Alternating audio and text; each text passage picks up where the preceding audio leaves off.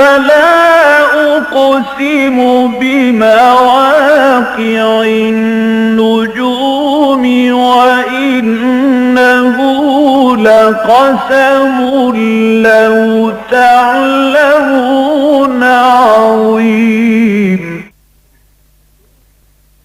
إنه لقرآن كريم في كتاب مكنون لا يمسه إلا المطهرون تنزيل من رب العالمين.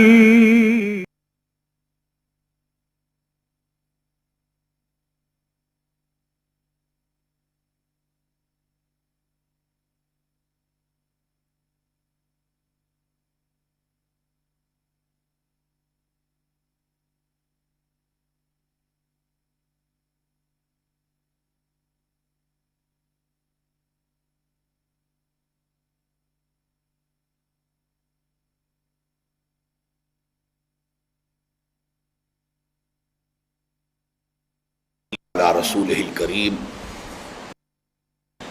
اما بعد فاعوذ بالله من الشيطان الرجيم بسم الله الرحمن الرحيم ام حسبتم ان تدخلوا الجنة ولما يأتكم مثل الذين خلوا من قبلكم مستهم البأساء والضراء وزلزلوا حتى يقول الرسول والذين آمنوا معه متى نصر الله الا ان نصر اللہ قریب صدق اللہ العظیم رب اشرح لي صدری ویسر لي امری واحلل عقدۃ من لسانی یفقهوا قولی اللهم ربنا الہمنا رشدنا واعذنا من شرور انفسنا اللهم ارنا الحق حقا وارزقنا اتباعه وارنا الباطل باطلا وارزقنا اجتنابه اللهم وفقنا لما تحب وترضى تقبل منا فإنك خیر المتقبلین آمین یا رب العالمین۔ میں تقریباً ہر درس میں اس بات کا اعادہ کر رہا ہوں کہ سورہ بقرہ چونکہ یہ قرآن حکیم کی طویل ترین سورت ہے اور مضامین کا بہت تنوع ہے اس میں، اس لیے ربط جو ہے وہ عام طور پر ایک عام قاری کے سامنے مستحضر نہیں رہتا، اسی لیے یہ بات میں نے بار بار دہرائی ہے کہ اس کا جو نصف آخر ہے، نصف ثانی ہے 22 رکوعوں پر مشتمل، اس میں 4 مضامین کی لڑیاں ہیں جو آپس میں بٹ دی گئی ہیں۔ وہ 4 مضامین کیا ہیں؟ 2 کا تعلق ہے شریعت سے، احکام شریعت، ان میں سے ایک ہے عبادات سے متعلق، دوسری ہے معاملات سے متعلق، اور 2 لڑیوں کا تعلق ہے جہاد فی سبیل اللہ سے، ان میں سے ایک اب قتال فی سبیل اللہ ہے اور ایک انفاق فی سبیل اللہ ہے۔ تو یہ 4 مضامین ہیں کہ جو میں نے مثال بارہا دی ہے کہ اگر ایک لال، ایک نیلی، ایک ہری، ایک پیلی یہ لڑیاں ہوں اور ان کو پھر بٹ دیا جائے آپس میں جیسے رسی بنائی جاتی ہے تو یہ رنگ کٹوا نظر آئیں گے، لال کے بعد پھر نیلا، پھر پیلا، پھر ہرا، پھر لال، پھر نیلا، پیلا، ہرا۔ حالانکہ اگر آپ رسی کو کھول دیں اور لڑیاں جو ہے وہ مسلسل ہو تو وہ لال جو ہے وہ بھی مسلسل ہے اور نیلی بھی مسلسل ہے اور پیلی بھی اور ہری بھی۔ تو اس سورہ مبارکہ میں یہ 4 مضامین آ رہے ہیں اور دوہرا کر آ رہے ہیں۔ اب جو آیات ابھی آپ کے سامنے تلاوت کی گئی ہیں ان میں اصل مضمون تو ہے قتال فی سبیل اللہ، البتہ یہ کہ تھوڑا سا معاملہ انفاق کا بھی آیا ہے، لیکن یہاں وہ انفاق ذرا دوسرے رنگ میں ہے، لیکن اصل مضمون ان آیات کا قتال فی سبیل اللہ۔ اور چونکہ قتال فی سبیل اللہ کے ضمن میں بہت سی مشقتیں جھیلنی پڑتی ہیں، بہت سی تکلیفیں اٹھانی پڑتی ہیں، کہاں گھر کا آرام، کہاں میدان جنگ کی صعوبتیں، پھر انسان ہر طرح کا رسک لے کر جاتا ہے، اپنی جان کی بازی کھیلتا ہے۔ تو اس کے حوالے سے جو ہے وہ لوگوں میں اگر کچھ ایک طرح کی سراسیمگی کچھ پیدا ہو رہی تھی، اور یہ میں عرض کر چکا ہوں کہ اصل میں جو منافقین ہیں ان میں تو وہ سراسیمگی جو ہے بہت ہی مستقل تھی، لیکن یہ کہ بعض اوقات اچھے بھلے صاحب ایمان آدمی کے پائے سبات میں بھی کچھ لغزش کبھی کبھی آ جاتی ہے، تو آ جاتی تھی۔ تو کسی پر اگر ضعف ایمان کا کوئی وقتی طور پر حملہ ہو گیا ہے یا کوئی شخص جو ہے نفاق کے روگ میں مبتلا ہے تو ظاہر بات ہے کہ پھر وہ گھبراتا تھا، جیسا کہ میں پچھلے درس میں عرض کر چکا ہوں کہ مکی صورتوں میں سے سورہ حج میں اس کا نقشہ کھینچا گیا ہے کہ وَمِنَ النَّاسِ مَن يَعْبُدُ اللَّهَ عَلَى حَرْفٍ، لوگوں میں سے کچھ ایسے بھی ہیں کہ جو اللہ کی بندگی کرنا چاہتے کنارے کنارے، منجدھار میں نہیں کودنا چاہتے۔ فَإِنْ أَصَابَهُ خَيْرٌ اطْمَأَنَّ بِهِ، اب اگر خیر ہو، خیریت رہے تو وہ مطمئن رہتے ہیں، ان کا ایمان بھی قائم رہتا ہے، صحیح دل بھی جمع ہوا ہے، ٹکا ہوا ہے۔ وَإِنْ أَصَابَتْهُ فِتْنَةٌ انقلب عَلَى وَجْهِهِ خَسِرَ الدُّنْيَا وَالْآخِرَةَ، اور اگر کہیں کوئی آزمائش آ جاتی ہے، فتنہ آ جاتا ہے، جان و مال پر کوئی اندیشے اور خطرات آ جاتے ہیں تو وہ پھر گھبرا جاتے ہیں، اوندے منہ گر پڑتے ہیں۔ ذَلِكَ هُوَ الْخُسْرَانُ الْمُبِينُ، یہ دنیا اور آخرت دونوں کا خسارہ ہے اور یہی حقیقت میں خسارہ ہے۔ تو یہ نقشہ سورہ حج میں بھی آیا ہے۔ تو اسی طرح کی کیفیات جو ہیں اس کے پس منظر میں سمجھیے کہ یہ آیات آ رہی ہیں۔ کیا تم نے یہ سمجھا تھا ام حسبتم ان تدخلوا الجنہ، کیا تم نے یہ سمجھا تھا کہ جنت میں داخلہ مل جائے گا، جنت میں داخل ہو جاؤ گے؟ ولما یاتکم، ابھی تک تو تم پر وہ باتیں آئی ہی نہیں، وہ کیفیات، وہ امتحانات، وہ شدائد، وہ مصائب، وہ ابتلاءات آئے ہی نہیں۔ مثل الذین خلوا من قبلکم، جیسے کہ ان لوگوں پر آئی تھی جو تم سے پہلے تھے۔ مستھم البأساء، انہیں گھیر لیا آ کر سختیوں نے۔ سختیاں ہر طرح کی ہو سکتی ہیں لیکن خاص طور پر باسا کا لفظ آتا ہے فقر اور فاقہ، بھوک کی سختی۔ والضراء، اور تکالیف، کہیں کوئی زخم لگ گیا ہے، کوئی چرکا لگ گیا ہے، کہیں اور طرح کا، کہیں کوئی صدمہ پہنچا ہے، تو چاہے وہ ذہنی تکلیف ہے، نفسیاتی تکلیف ہے، یا یہ کہ وہ جسمانی تکلیف ہے۔ وَزُلْزَلُوا، اور وہ ہلا مارے گئے، گویا کہ ان کو اچھی طریقے سے اللہ تعالیٰ نے آزمایا، جھنجھوڑ ڈالے گئے، زلزلوا جھنجھوڑ ڈالنا۔ حتیٰ یقول الرسول والذین آمنوا معہ، یہاں تک کہ کہہ اٹھتے تھے وقت کے رسول بھی اور ان کے وہ لوگ بھی جو ان کے ساتھ ایمان لائے تھے، متی نصر اللہ، اللہ کی مدد کب آئے گی؟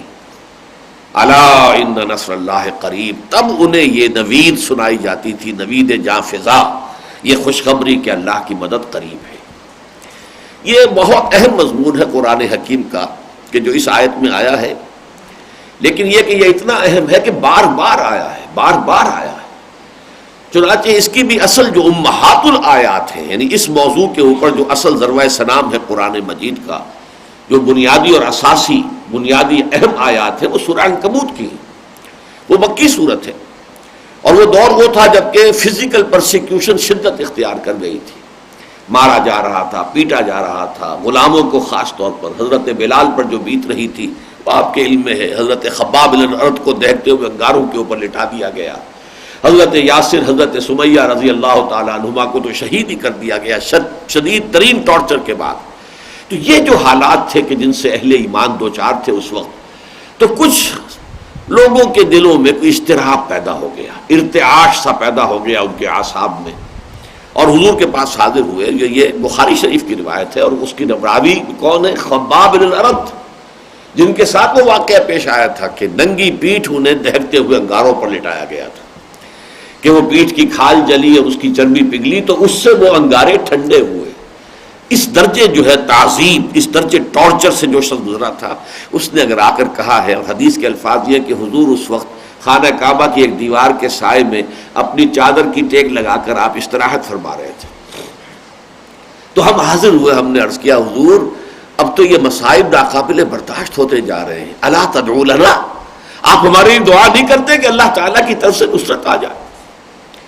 تو حضور نے بھی کچھ اظہار ناراضگی فرمایا، آپ اٹھ کر بیٹھ گئے اور آپ نے کہا خدا کی قسم تم بہت جلدی مچا رہے ہو، تم سے پہلے کے لوگوں پر تو وہ مصیبتیں آئیں جو تم پر ابھی آئی ہی نہیں ہیں، وہی بالکل الفاظ جو اس آیت میں آئے، یہ تو سورہ بقرہ کی آیت ہے، میں آپ کو واقعہ بتا رہا ہوں 8 سال پہلے کا، وہ تو سمجھیے سن 5 یا 6 90 کی صورت ہے وہ سورہ عنکبوت، کہ تم سے پہلے جو امتیں تھیں جو ایمان لاتے تھے رسولوں پر، ان کا تو یہ بھی ہوتا تھا کہ زندہ آگ میں جلا دیے جاتے تھے، یہ بھی ہوتا تھا کہ لوہے کے کنگھوں سے ان کی ہڈیوں پر سے ان کے گوشت کو کھرچ لیا جاتا تھا، یہ بھی ہوتا تھا کہ ایک گڑھا کھود کر ایک آدمی کو گاڑ دیا جاتا تھا اس میں، اور پھر اس کے سر کے اوپر آرا رکھ کر چیرنا شروع کرتے تھے اور پورے جسم کو 2 حصوں میں تقسیم کر دیتے تھے، لیکن پھر بھی وہ ثابت قدم رہتے تھے. تو تم تو جلدی بچا رہے ہو. خدا کی قسم وہ دن آ کر رہے گا کہ ایک سوار صنعاء سے حضرموت تک سفر کرے گا اور اسے سوائے اللہ کے کسی کا خوف نہیں ہوگا، لیکن بہرحال وقت لگے گا. یہ جو واقعہ میں نے آپ کو سنایا ہے، اب ذرا اس پس منظر میں وہ آیات دیکھیے. الف لام میم احسب الناس ان یترکوا ان یقولوا آمنا وهم لا یفتنون.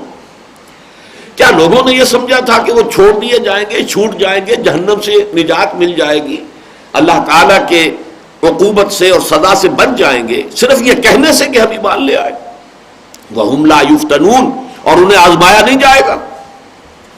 وَلَقَدْ فَتَنَّ الَّذِينَ مِن قَبْلِهِمْ، ہم نے تو ہمیشہ آزمایا ہے جو بھی پہلے آیا، جس نے بھی اس وادی میں قدم رکھا، جس نے بھی اس کوچے کے اندر قدم رکھا، جس نے بھی کہا میں ایمان لایا اللہ پر، ہم نے آزمایا اسے.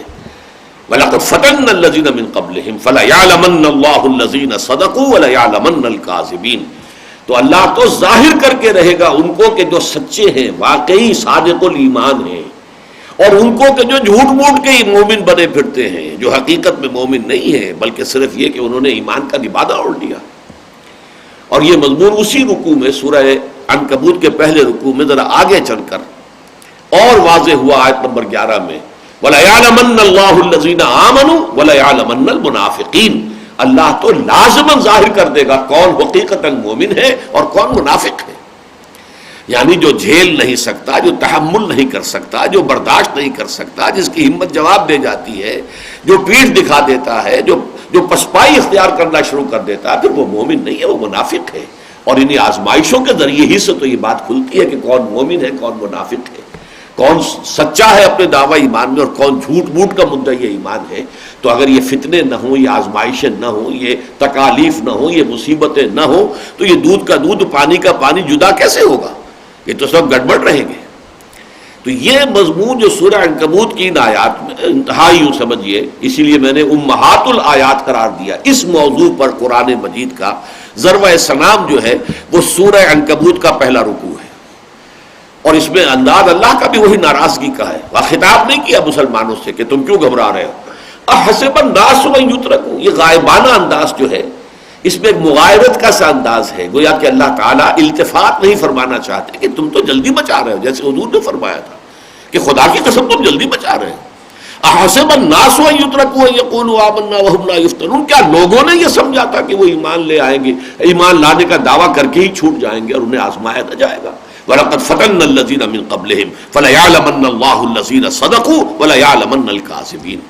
اور جیسا کہ میں نے عرض کیا یہ تو ابتدائی 3 آیتیں ہیں، اور 11ویں آیت میں اس رکوع کے پھر مضمون آیا وَلَيَعْلَمَنَّ اللَّهُ الَّذِينَ آمَنُوا وَلَيَعْلَمَنَّ الْمُنَافِقِينَ. اللہ تعالیٰ تو واضح کر دے گا، کھول کر رکھ دے گا ان کو بھی کہ جو واقعتاً مومن ہے اور ان کو بھی کہ جو منافق ہے.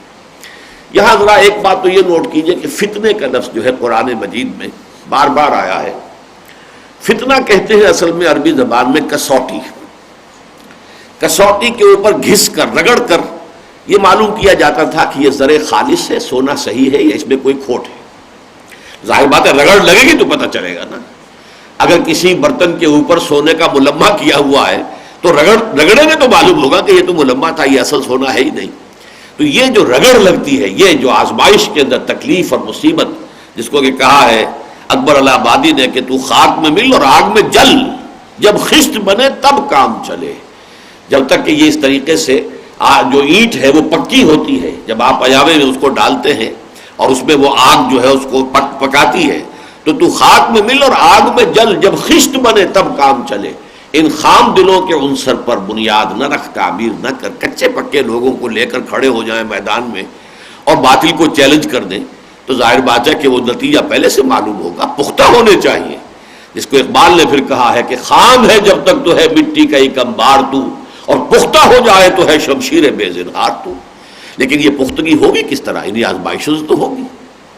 لیکن یہ کہ بہت عمدہ بات نوٹ کر لیجئے، قرآن مجید میں اس فتنے کی 3 نسبتیں آئی ہیں.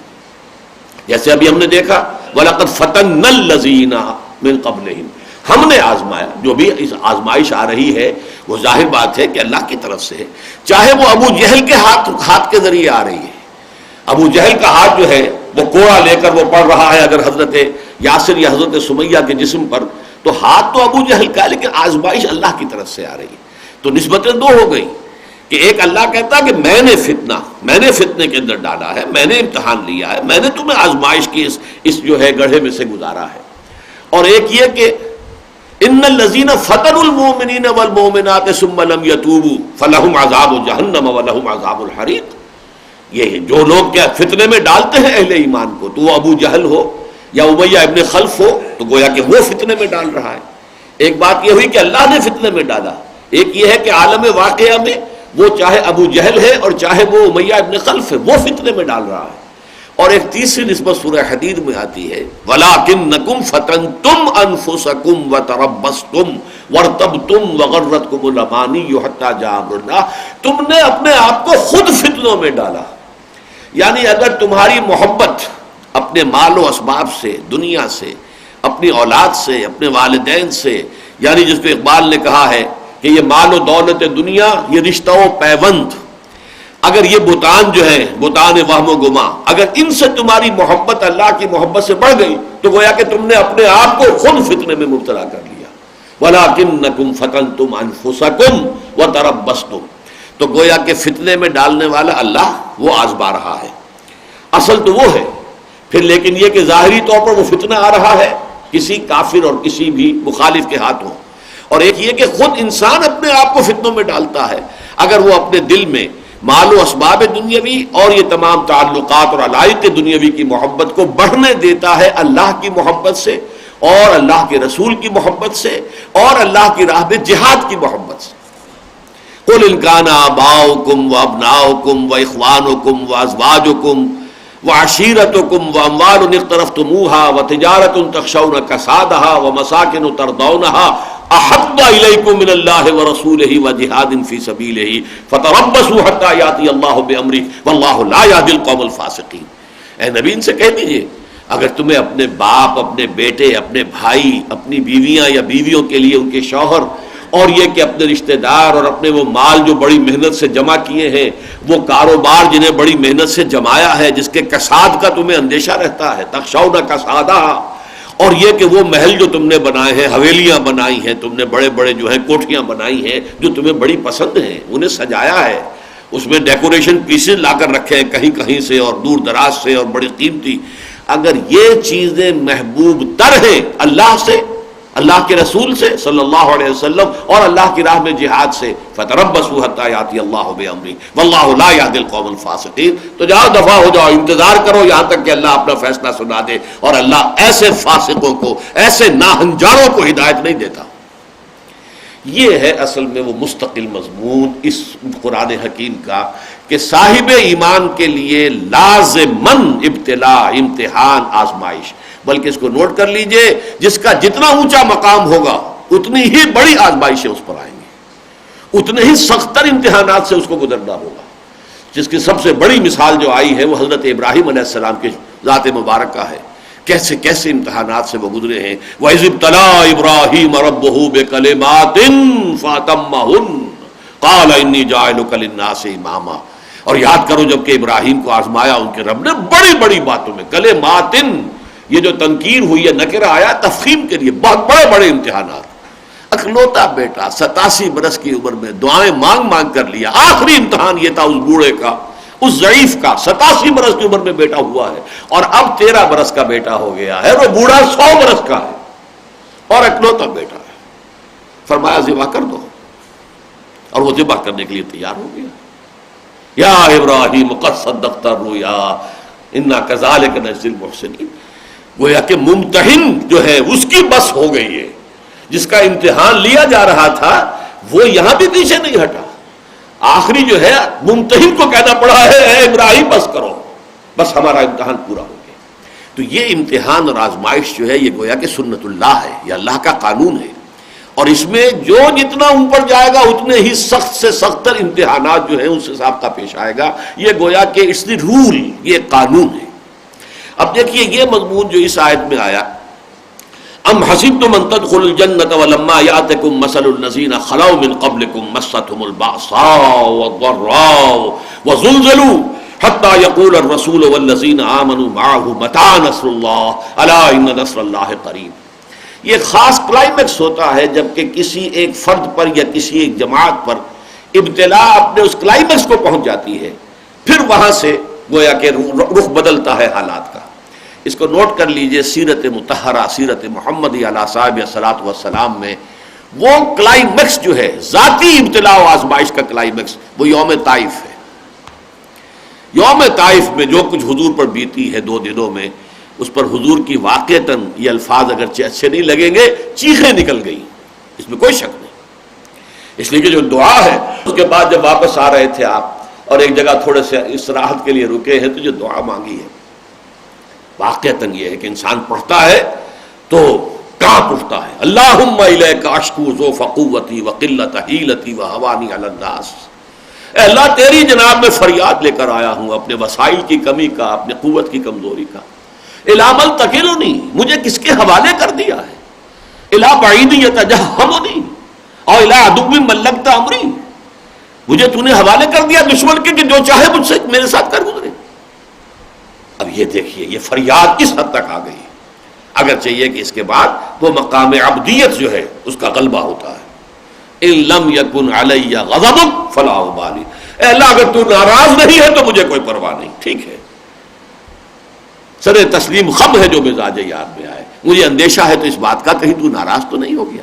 ان لم یکن علی غضب فلا ابالی اعوذ بنور وجهک الذی اشرقت له الظلمات، میں تو تیرے ہی چہرہ انور کی جو انوار ہیں، جو اس کی روشنی ہے، اس کے نور، اسی کی پناہ میں آتا ہوں۔ یہ معاملہ حضور پر ہوا ہے یوم طائف کو، اور اس کے بعد سے وہ پھر گیئر لگا ہے آزمائشوں کا دور حضور کے لیے ذاتی طور پر۔ اگرچہ آپ سمجھیں گے کہ غزوہ احد میں حضور کو تکلیف ہوئی، وہ ٹھیک ہے، لیکن یہ کہ غزوہ احد میں حضور کے دائیں بائیں سامنے آگے وہ لوگ موجود تھے جنہوں نے اپنی جسموں کو ڈھال بنایا ہے حضور کے لیے، یہاں تو حضور تنہا تھے، زیادہ سے زیادہ حضرت زید بن حارثہ رضی اللہ تعالیٰ عنہ ساتھ تھے۔ جب پتھراؤ ہو رہا تھا وہ آگے آ کر اگر دیوار بن کر کھڑے ہوتے تھے تو پیچھے سے پتھر آتے تھے، وہ پیچھے جاتے تھے تو آگے سے پتھر آتے تھے۔ اور کوئی جس کو کہا جائے کسب پرسی، شوق ستم گارے رسوا سر بازارے، صورتحال حضور صلی اللہ علیہ وسلم کی وہ طائف کی گلیوں میں تو یہ تھی۔ لیکن یہی معاملہ اجتماعی طور پر مسلمانوں کے لیے بحیثیت جماعت جو ہے یہ غزوہ احزاب میں جا کر ہوا، شدید ترین۔ وہاں پر بھی یہی بات سورہ احزاب کے اندر آ گئی ہے کہ تمہارے دل جو ہے تمہاری ہستیوں تک آ پہنچے تھے مسلمانوں، اور طرح طرح کے گمان جو ہے تمہارے دلوں میں پیدا ہو رہے تھے، تظنون باللہ الظنون۔ اور اس وقت یہ ہے کہ منافقین کا نفاق جو ہے ان کی زبان پر آ گیا، ما وعدنا اللہ ورسولہ الا غرورا، یہ تو اللہ اور اس کے رسول نے ہم سے جو وعدے کیے تھے جھوٹے ثابت ہوئے، ہمیں سبز باغ دکھا کے مروا دیا، ہم سے کہا گیا تھا قیصر و کسریٰ کے خزانے تمہارے قدموں میں ہوں گے، حال ہمارا یہ ہو گیا ہے کہ رفع حاجت کے لیے باہر نہیں جا سکتے۔ تو یہ تو سب جھوٹ تھا، فریب تھا۔ ما وعدنا اللہ ورسولہ الا غرورا، ہمیں اللہ اور اس کے رسول نے دھوکہ دے کے مروا دیا۔ لیکن جو اہل ایمان تھے ان کی زبان پر ان کا ایمان آیا ہے کس کیفیت کے ساتھ، ھذا ما وعدنا اللہ ورسولہ وصدق اللہ ورسولہ، یہی تو ہے جس کا وعدہ کیا تھا اللہ نے اور اس کے رسول نے۔ اس نے تو بالکل ابتدا میں مکی دور کے فرما دیا تھا، وَلَنَبْلُوَنَّكُمْ بِشَيْءٍ مِّنَ الْخَوْفِ وَالْجُوعِ وَنَقْصٍ مِّنَ الْأَمْوَالِ وَالْأَنفُسِ وَالثَّمَرَاتِ، وہ آ گیا سامنے، ھذا ما وعدنا اللہ ورسولہ وصدق اللہ ورسولہ۔ تو یہ جو ہے ایمان علیحدہ ہو جانا، نفاق علیحدہ ہو جانا، یہی اصل میں اس ابتلاء اور آزمائش کی حکمت ہے۔ یہ جو کلائمیکس کو پہنچ گیا صحابہ کرام کی جماعت کے لیے بحیثیت مجموعی، اس کے بعد سے ریورسل ہو گیا ہے۔ غزوہ احزاب کے بعد ہی حضور نے فرما دیا تھا، اور غزوہ احزاب کے بعد ہی سورہ صف نازل ہوئی ہے، جس میں کہ یہ بشارت دے دی گئی کہ اب فتح قریب ہے۔ وَأُخْرَىٰ تُحِبُّونَهَا نَصْرٌ مِّنَ اللَّهِ وَفَتْحٌ قَرِيبٌ الا ان نصر اللہ قریب، جو یہ الفاظ آئے ہیں سورہ پھر صف کے اندر، وَأُخْرَىٰ تُحِبُّونَهَا نَصْرٌ مِّنَ اللَّهِ وَفَتْحٌ قَرِيبٌ وَبَشِّرِ الْمُؤْمِنِينَ۔ اور اے نبی اب آپ اہل ایمان کو بشارت دے دیجیے کہ اب صورتحال بدل جائے گی، ٹیبل ول بی ٹرنڈ۔ چنانچہ یہ روایات میں آتا ہے کہ حضور نے بشارت دے دی تھی اہل ایمان کو غزوہ احزاب کے بعد، لن تغزوکم قریش بعد عامکم ھذا ولکنکم تغزونہم، اے مسلمانوں تمہارے آج کے اس سال کے بعد اب قریش تم پر دوبارہ حملہ آور ہو کر نہیں آ سکتے، ان کی بس ہو گئی ہے، بلکہ اب تمہاری طرف سے انیشیٹو ہوگا، تم جاؤ گے۔ چنانچہ آپ کو معلوم ہے اگلے سال ہی حضور 1400 یا 1800 صحابہ کے ساتھ گئے ہیں عمرے کی نیت سے، اور وہاں صلح حدیبیہ ہو گئی، جس کو کہ اللہ تعالیٰ نے فرمایا انا فتحنا لک فتحا مبینا، یہ گویا کہ اگلے سال ہو گیا۔ تو اس اعتبار سے یہ معاملہ ہوتا ہے کہ جب یہ ابتلا اور آزمائش اپنے کلائمیکس کو پہنچ جائے، انفرادی سطح پر بھی اور اجتماعی سطح پر بھی، تو اس کے بعد پھر وہ وقت آتا ہے کہ جب کہ وقت کے رسول بھی پکار اٹھے اور ان کے ساتھی بھی، متی نصر اللہ الا ان نصر اللہ قریب۔ اب دیکھیے یہ جو سورہ بقرہ کی آیت نمبر 214 ہے، بالکل یہی مضمون اگلی سورت جو ہے سورہ آل عمران کی آیت نمبر 142 میں ہے، پھر بالکل یہی مضمون سورہ توبہ کی آیت نمبر 16 میں ہے۔ آپ کے علم میں ہوگا یہ سائنس آف نمبرز کہلاتی ہے، آکلٹ سائنسز کے اندر ہے، اعداد کا علم الاعداد۔ تو اگر 214 کو آپ جمع کریں گے، 2 جمع 1 جمع 4 7 بنے گا۔ آیت نمبر 214 ہے سورہ بقرہ کی، آیت نمبر 142 وہی جو ہے عدد ہے اب بھی، لیکن ترتیب بدل گئی ہے، 1 جمع 4 جمع 2 وہی 7، اور سورہ توبہ میں 6 جمع 1 7۔ تو یہ 3 مقامات پر مکی صورتوں میں یہ مضمون آیا۔ جیسا میں نے کہا امہات جو ہے امہات الآیات اس موضوع پر، وہ تو ہے پہلا رکوع سورہ عنکبوت کا جو مکی صورت ہے، لیکن یہ ہے کہ یہ 3 مقام مدنی صورتوں میں جو ہے یہ بہت ایک دوسرے کے مشابہ ہیں۔ دیکھیے سورہ آل عمران میں فرمایا ام حسبتم ان تدخلوا الجنہ، وہی الفاظ، کیا تم نے سمجھا تھا مسلمانوں کہ تم جنت میں داخل ہو جاؤ گے؟ وَلَمَّا يَعْلَمِ اللَّهُ الَّذِينَ جَاهَدُوا مِنْكُمْ وَيَعْلَمَ الصَّابِرِينَ۔ ابھی تک تو اللہ نے دیکھا ہی نہیں ہے کہ تم میں سے کون ہے جو واقعتاً جہاد کا حق ادا کرنے والے ہیں اور کون ہے جو واقعتاً صبر کرنے والے ہیں، ابھی تو دیکھنا باقی ہے۔ یہاں ایک خاص بات نوٹ کیجئے، اس لیے کہ ہم ترجمے میں کچھ فرق ڈالتے ہیں، یہاں کیوں ڈالتے ہیں اس کو سمجھ لیجئے۔ دیکھیے آزمائش میں یہ چیز گویا کہ ہمارے تصور آزمائش میں یہ چیز مضمر ہوتی ہے کہ اس کا نتیجہ جو ہے آزمائش دینے والے کو، آزمائش کرنے والے کے علم میں نہیں ہوتا، اس لیے تو آزمائش کرتا ہے۔ ممتحن امتحان لیتا ہے بچے کا، ظاہر بات ہے اسے نہیں معلوم ہے وہ تو امتحان میں کیا لکھے گا بچہ، کیا نتیجہ نکلے گا، وہ تو امتحان کے نتیجے سے اس کے علم میں آئے گا نا، جو کچھ اس نے لکھا ہوگا تو ممتحن سمجھے گا کہ اس نے یہ کیا۔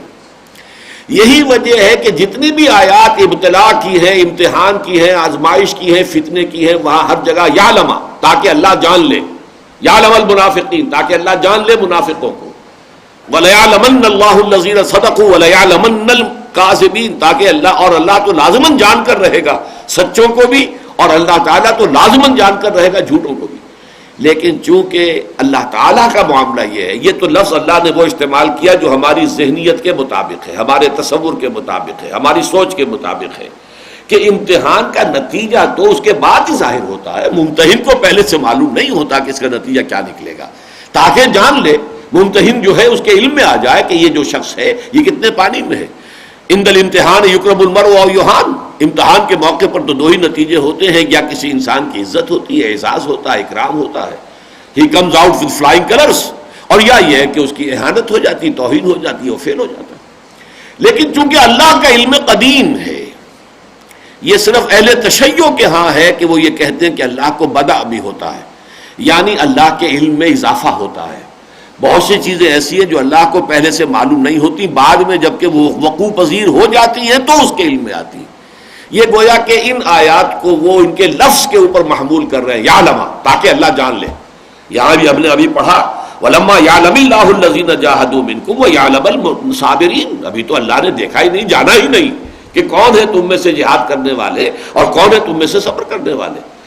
لفظ علم آ رہا ہے، لیکن ہم ہمیشہ ایسی آیات پر سے گزریں گے تو ترجمہ کریں گے اللہ ظاہر کر دینا چاہتا ہے، ورنہ اللہ کا علم تو قدیم ہے، ما کان و ما یکون پر حاوی ہے، اللہ کے لیے کوئی بدع نہیں ہے، معاذ اللہ ثم معاذ اللہ ثم معاذ اللہ، اللہ کا علم قدیم ہے، آنے واحد میں کل ماضی کل مستقبل کل حال اللہ کی نگاہوں کے سامنے ہے، بلکہ اس کے لیے ماضی مستقبل حال ہے ہی نہیں، اس کا کوئی وجود ہے ہی نہیں سرے سے، اللہ تعالیٰ کے علم کے۔ اسی وجہ سے ہم ترجمہ جب کرتے ہیں تو وَلَمَّا يَعْلَمِ، اللہ نے ابھی ظاہر نہیں کیا، یا دیکھا کر سکتے ہیں ہم، اللہ نے ابھی نہیں دیکھا کہ تم میں سے کون لوگ ہیں جو واقعتاً جہاد کرنے والے ہیں اور کون لوگ ہیں کہ جو واقعتاً صبر کرنے والے ہیں۔ یہی مضمون پھر سورہ توبہ میں آیا ہے، ام حسبتم ان تترکوا، اے مسلمانوں کیا تم نے یہ سمجھا تھا کہ تم چھوٹ جاؤ گے، چھوڑ دیا جائے گا تمہیں؟ وَلَمَّا يَعْلَمِ اللَّهُ الَّذِينَ جَاهَدُوا مِنكُمْ، بالکل وہی الفاظ. ابھی تو اللہ نے دیکھا ہی نہیں، اللہ نے یہ ظاہر نہیں کیا کہ کون ہے تم میں سے جہاد کرنے والے. وَلَمْ يَتَّخِذُوا مِن دُونِ اللَّهِ وَلَا رَسُولِهِ وَلَا الْمُؤْمِنِينَ وَلِيًّا، اور ابھی تو اللہ نے یہ نہیں دیکھا کہ تم میں سے کون وہ لوگ ہیں جو اللہ اور اس کے رسول اور اہل ایمان کے سوا کسی کو دل کا بھیدی نہیں بناتے. ان کے وہ سارے پرانے رشتے جو ہیں وہ ایمان کی تلوار سے کٹ چکے ہیں. باپ اور بیٹے کا رشتہ ہو اور حقیقی بھائیوں کا رشتہ ہو اور بیوی اور شوہر کا رشتہ ہو، ایمان کی تلوار نے آ کر کاٹ دیا ہے. اب ان کے دلوں میں ان کے لیے محبت نہیں ہے. اگر محبت ابھی باقی ہے تو اس کا مطلب یہ کہ ایمان کے ساتھ ان کی وفاداری پوری نہیں ہے. یہ خاص طور پر کیوں کہا گیا؟ سورہ توبہ کا یہ مقام وہ ہے جہاں پر کہ تیاری کا ذکر ہو رہا ہے کہ جب کہ مکے پر چڑھائی کے لیے حضور تیاری فرما رہے ہیں. اسی موقع پر ایک صحابی سے بڑی ایک غلطی بھی ہو گئی تھی، بہت بڑی، کہ انہوں نے اپنے وہاں کے کچھ لوگوں کو ایک خط بھی بھیج دی تھی، حاتم ابن ابی بلتع. تو ان کو سورہ ممتحنہ میں اس کا ذکر ہے. اور بہت سے لوگ ہیں جو ہچکچا رہے تھے کہ اب ہم جائیں گے قریش پر حملہ کریں گے. تو اس وقت یہ کہا گیا کہ آج پتہ چلے گا کہ واقعتاً ایمان کی تلوار سے سارے رشتے کٹ چکے ہیں یا نہیں. ابھی تو اللہ نے دیکھا ہی نہیں. ام حسبتم ان تترکوا ولما یعلم اللہ الذین جاہدوا منکم ولم یتخذوا من دون اللہ ولا رسولہ ولا المؤمنین ولیجا. کیا تم نے سمجھا تھا کہ چھوٹ جاؤ گے جبکہ ابھی اللہ نے دیکھا ہی نہیں ہے کہ تم میں سے کون لوگ ہیں جو واقعتاً اللہ کی راہ میں جہاد کرتے ہیں، اور کون لوگ ہیں جنہوں نے واقعتاً اللہ اور اس کے رسول اور اہل ایمان کے سوا کسی اور کے ساتھ کوئی دلی رشتہ نہیں رکھا. رشتے کٹ گئے ہیں. واللہ خبیر بما تعملون، اور اللہ تعالیٰ خوب جانتا ہے جو کچھ کہ تم کر رہے ہو. تو یہ مضمون ہے جو ان تین صورتوں میں، اور میں نے آپ کو بتایا 214 142 اور 16، یہ تین اگر عدد یاد رہیں گے تو آپ کو سہولت رہے گی یاد رکھنے میں کہ قرآن حکیم میں یہ جو مضمون ہے کتنے مقامات پر آیا ہے. ویسے یہ کہ سورہ آل عمران میں ایک اعتبار سے کہا جا سکتا ہے کہ یہ گویا کہ اس کی حکمت اور فلسفے کے اعتبار سے اہم ترین مقام ہے. وہاں یہ بیان کیا گیا ہے وَلِيَعْلَمَ اللَّهُ الَّذِينَ آمَنُوا وَيَتَّخِذَ مِنكُمْ شُهَدَاءَ. یہ اللہ تعالیٰ نے جو کچھ کیا ہے وہ اس لیے تاکہ اللہ جان لے، یہ لفظی ترجمہ ہوگا، اور اللہ ظاہر کر دے ان لوگوں کو جو واقعتاً ایمان والے ہیں، اور ان میں سے کچھ کو درجہ شہادت پر بھی فائز فرما دے. وَاللَّهُ لَا يُحِبُّ الظَّالِمِينَ، اللہ ظالموں سے محبت نہیں کرتا. وَلِيُمَحِّصَ اللَّهُ الَّذِينَ آمَنُوا وَيَمْحَقَ الْكَافِرِينَ. اور اس کی حکمت یہ ہے کہ اللہ تعالیٰ پاک کر لینا چاہتا ہے اہل ایمان کو، یعنی وہ جو کچے پکے لوگ ہیں انہیں علیحدہ کر کے مومنین صادقین کی چھانٹی کر لینا چاہتا ہے. یہ بحث و تمہیز کا لفظ ہم اردو میں بھی بولتے ہیں، بحث اور تمہیز، بحث و تمہیز ہو رہی ہے.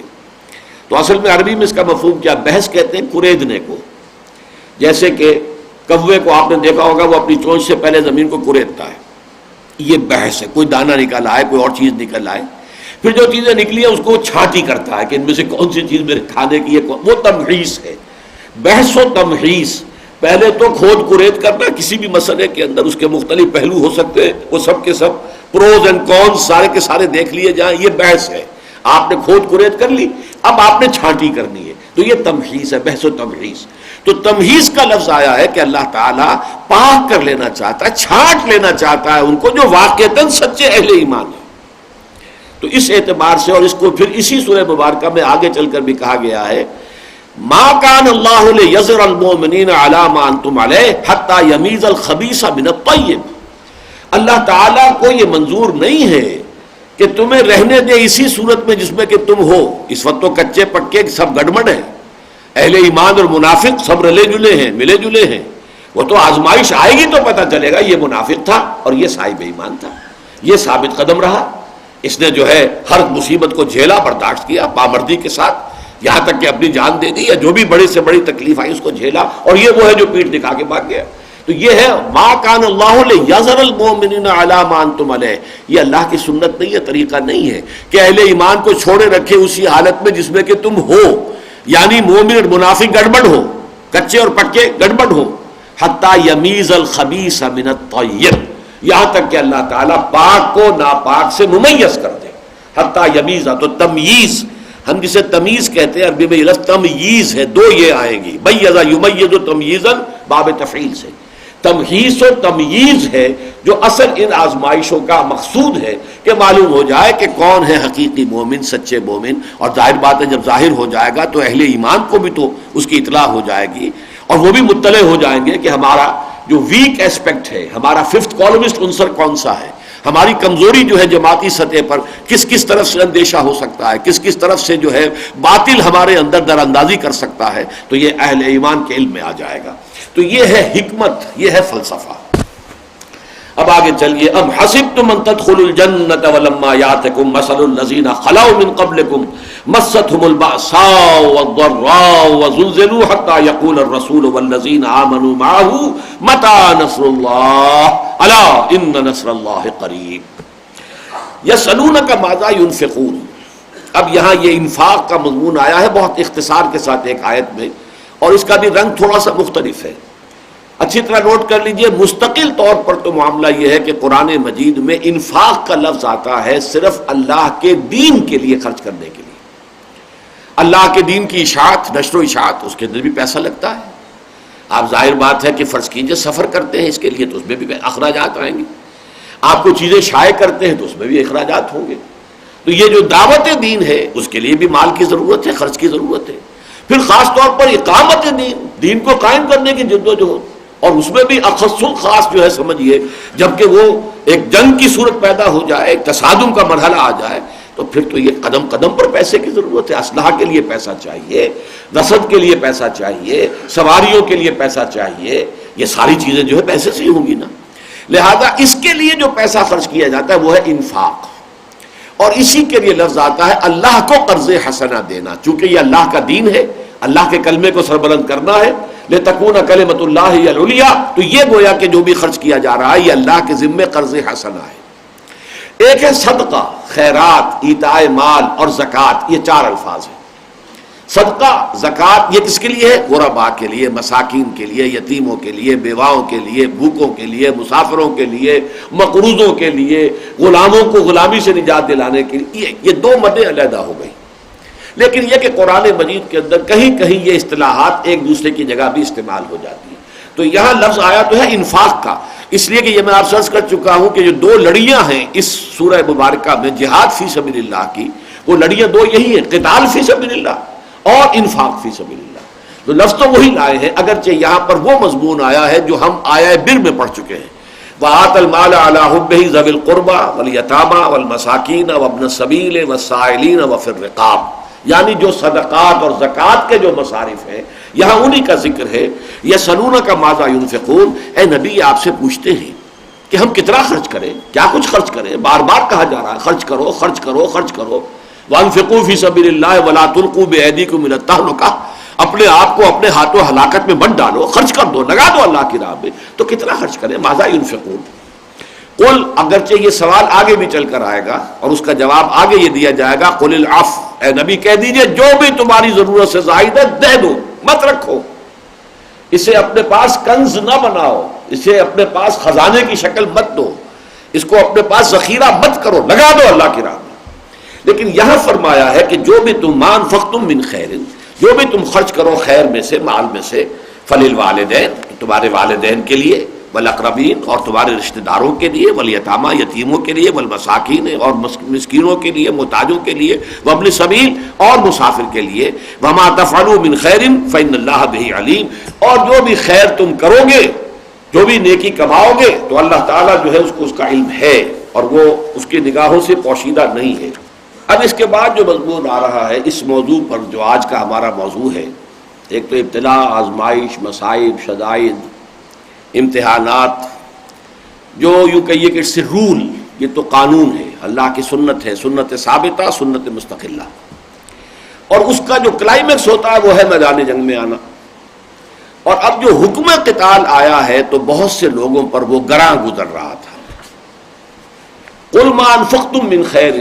اے نبی کہہ دیجئے کہ جو بھی کچھ تم خرچ کرو گے خیر مال، فللوالدین، تو والدین کے لیے ہے، والاقربین اور تمہارے قرابت داروں کے لیے ہے، والیتامیٰ اور یتیموں کے لیے، والمساکین اور محتاجوں کے لیے، وابن السبیل اور مسافر کے لیے. وما تفعلوا من خیر فإن اللہ بہ علیم. جو بھی خیر تم کرو گے اللہ کے علم میں ہے. اب اس کے بعد جیسا کہ میں نے عرض کیا وہ مضمون آ رہا ہے. کتب علیکم القتال، اب تم پر قتال فرض کر دیا گیا۔ دیکھیے نوٹ کر لیجئے، اس سے پہلے ہم نے اذن قتال دیکھا تھا۔ اذن قتال سورہ حج کی آیت سے ہے، اذن للذین یقاتلون بانہم ظلموا۔ ان دو چیزوں میں فرق ہے، ایک ہے اجازت دی جا رہی ہے لیکن ابھی حکم نہیں ہے، فرضیت نہیں ہے، لازم نہیں ہے، لیکن اجازت کے بعد اب یہ سورہ بقرہ کے اندر اور سورہ محمد صلی اللہ علیہ وسلم، اگرچہ ہے وہ 26ویں پارے میں لیکن وہ بھی غزوہ بدر سے پہلے نازل ہوئی ہے، تو ان دو صورتوں کے اندر قتال کی فرضیت کا حکم آیا کہ اب یہ فرض کے درجے میں، اب یہ دعوت محمدی صلی اللہ علیہ وسلم اور یہ بھی غلبہ دین کی جد و جہد جو حضور اور آپ کے صحابہ فرما رہے ہیں، محمد الرسول اللہ والذین معہ، اب یہ اس آخری مرحلے میں داخل ہو چکی ہے، لہذا اب جنگ تم پر فرض کر دی گئی۔ دیکھیے لفظ آیا کتب علیکم القتال، جیسے کتب علیکم الصیام آیا تھا، جیسا کتب علیکم القصاص فی القتلى، قتل کے معاملات میں قصاص تم پر لازم ہے، اسی طریقے سے کتب علیکم اذا حضر احدکم الموت وان ترک خیرا الوصیہ، ایک وقت تک کے لیے وصیت کو لازم کر دیا گیا تھا جب تک کہ جو وراثت کے احکام نہیں آئے، تو کوتبہ کا لفظ آیا ہے کوتبہ علیکم القتال، اب تم پر جنگ کرنا فرض کر دیا گیا۔ وہو کرہ لکم، یہ کرہن سے ہی ہے جس کو ہم مکروہ کہتے ہیں، پسند ناپسندیدہ، یہ تمہیں پسند نہیں آ رہا، اچھا نہیں لگ رہا، یہ کیا ہمیں اب حکم دیا جا رہا ہے، اب میدان جنگ میں جانے کی اور نقد جان ہتھیلی پر رکھ کر میدان میں حاضر ہونے کے لیے پکارا جا رہا ہے، تمہیں اچھا نہیں لگ رہا۔ وَعَسَىٰ أَن تَكْرَهُوا شَيْئًا وَهُوَ خَيْرٌ لَكُمْ، اور دیکھو جان لو، ہو سکتا ہے تم کسی شے کو ناپسند کرو درا حالانکہ اسی میں تمہارے لیے خیر ہو۔ وَعَسَىٰ أَن تُحِبُّوا شَيْئًا وَهُوَ شَرٌّ لَكُمْ، اور اسی طرح یہ بھی عین ممکن ہے کہ تم کسی شے کو پسند کرو، اس سے محبت کرو، اس کو بہت ہی مفید سمجھو حالانکہ اس میں تمہارے لیے شر ہو۔ وَاللَّهُ يَعْلَمُ وَأَنْتُمْ لَا تَعْلَمُونَ، اللہ جانتا ہے تم نہیں جانتے۔ یہ آیت ایک تو یہ کہ جو فرضیت قتال ہے اس پر یہ گویا کہ نص قطعی ہے، کتب علیکم القتال۔ دوسرے یہ کہ ویسے بھی ایک بندہ مومن کی سوچ جو ہے اور اس کا جو ایک ذاتی تعلق اللہ کے ساتھ ہونا چاہیے، اس کے اعتبار سے نہایت اہم مضمون ہے جو اس میں آیا ہے، جو کہ مختلف مقامات پر سورہ حدید سورہ تغابن میں بھی آیا ہے، جس کو کہ ہم پڑھتے ہیں کہ تفویض الامر الی اللہ، راضی برضائے رب۔ ایک شے وہ ہے جو آپ کو نظر آ رہی ہے کہ یہ ناپسندیدہ ہے، ناگوار ہے، یہ میرے لیے موجب تکلیف ہے، موجب کوفت ہے، لیکن سمجھا جائے کہ یقیناً اس کے اندر میرے لیے میرے رب کی طرف سے کوئی خیر ہوگا۔ یہ کنین مجھے پلائی جا رہی ہے، بچہ جو ہے وہ سمجھتا ہے کہ والدین مجھ پر بڑا جبر کر رہے ہیں، ظلم کر رہے ہیں، یہ کڑوی دوا پینے پہ مجبور کر رہے ہیں، لیکن حقیقت میں اس کے لیے، اس کے بھلے کے لیے ہوتی ہے۔ اسی طریقے سے فرض کیجئے کوئی سرجن ہے، کسی کا ہاتھ کاٹ کر پھینک دیتا ہے، تو وہ بھی اس کی جان کو بچانے کے لیے ہے کہ ورنہ پورے جسم کے اندر جو ہے وہ زہر پھیل جائے گا اور اس کی موت واقع ہو جائے گی۔ تو جو چیز بھی آئے، ما اصاب من مصیبت الا باذن اللہ ومن یؤمن باللہ یہد قلبہ، اس کی بنیاد اصل میں یہی ہے کہ جو بھی شے آ رہی ہے تم پر، اس کے بارے میں جان لو کہ وہ اللہ کے اذن سے آ رہی ہے، اللہ کے علم کے بغیر، اذن کے بغیر نہیں آ رہی ہے، اور اللہ جو ہے بیدک الخیر، اس کے ہاتھ میں خیر ہی خیر ہے، بظاہر تمہارے لیے شر ہے، حقیقت میں خیر ہے، لہذا اسے تسلیم کرو کہ سر تسلیم خم ہے جو مزاج یار میں آئے، نہ شود نصیب دشمن کے شود ہنا کے تیغت، سر دوستاں سلامت کے تو خنجر آزمائی۔ اللہ کی رضا کے سامنے راضی برضا، خدا مالک، خدا خالق، خدا کا حکم تو کیسا، رضائے حق پہ راضی رہے، یہ حرف آرزو کیسا، خدا خالق، خدا مالک، خدا کا حکم تو کیسا، تو یہ راضی برضائے رب، تفویض الامر الی اللہ، افوض امری الی اللہ ان اللہ بصیر بالعباد۔ بندے کا کام ہے جو حکم آیا اور جو امر وقت ہے، امر حال ہے، اس وقت جو بات ہے ضروری ہے وہ کرنی ہے۔ ایک وقت میں امر حال یہ تھا کہ کفو ایدیکم، وہ آیت بھی میں چاہتا ہوں کہ اب اس وقت آپ کے سامنے آ جائے، سورہ نساء کے اندر جو نقشہ کھینچا گیا ہے کہ ایک زمانہ وہ تھا جب کہ ان سے یہ کہا گیا تھا کہ تم اپنے ہاتھ جو ہے وہ روکے رکھو۔ الم تر الی الذین قیل لهم کفوا ایدیکم، کیا تم نے غور نہیں کیا ان لوگوں کی حال پر کہ ان سے کہا گیا تھا اپنے ہاتھ روکے رکھو، بندے رکھو۔ یہ پورے مکی دور میں تھا، البتہ یہ بات نوٹ کرنے کی ہے کہ مکی صورتوں میں یہ مضمون موجود نہیں ہے، گویا کہ اس وقت صحابہ کو جو یہ حکم پہنچا تھا وہ حضور کا حکم تھا. البتہ حضور کا یہ حکم، اس کے دو امکانات ہیں. یہ بھی ہو سکتا ہے کہ آپ کا ذاتی اجتہاد ہو، اور یہ بھی ممکن ہے کہ وحی خفی کے ذریعے سے اللہ نے حضور کو حکم دیا ہو. لیکن ان دونوں حالتوں میں صحابہ کرام کے لیے وہ حکم جو تھا محمد الرسول اللہ صلی اللہ علیہ وسلم کا تھا. گفتہ گفتہ اللہ بود، انہی کا فرمودہ جو ہے گویا کہ اللہ تعالیٰ کا فرمودہ تھا. حضور کے حکم سے لیکن اس کے بعد توثیق جو ہے یہ تو سورہ نساء میں آ رہی ہے. سن 6 میں جا کر یہ صورت نازل ہو رہی ہے، اور اس میں آ کر یہ مضمون آیا ہے کہ اللہ تعالیٰ کی طرف سے تھا یہ معاملہ. یا تو اللہ نے حضور کے اجتہاد کو گویا کہ منظور کر لیا، ریکگنائز کر لیا، اسے پسند کر لیا، اس کی توثیق فرما دی، یا یہ کہ حضور کو بھی وہ اللہ ہی کے وحی خفی کے ذریعے سے حکم ملا ہو. واللہ اعلم. الم تر الی الذین قیل لهم کفوا ایدیکم، تم نے غور نہیں کیا ان لوگوں کے حال پر کہ جن سے کہا گیا تھا ایک زمانے میں کہ اپنے ہاتھ رو کے رکھو، بندے رکھو. واقیموا الصلاۃ وآتوا الزکاۃ، اور نماز قائم رکھو، زکوٰۃ ادا کرو. ابھی اپنے آپ کو تیار کرو نماز اور زکوٰۃ کے ذریعے، انفاق کے ذریعے سے اپنی تربیت مکمل کر لو. تو خاک میں مل اور آگ میں جل، جب خشت بنے تب کام چلے. ان خام دلوں کے عنصر پر بنیاد نہ رکھ، تعمیر نہ کر. لیکن فلما کوتب علیہم القتال، اب یہی لفظ کوتب آ گیا، تو جب ان پر قتال فرض کر دیا گیا.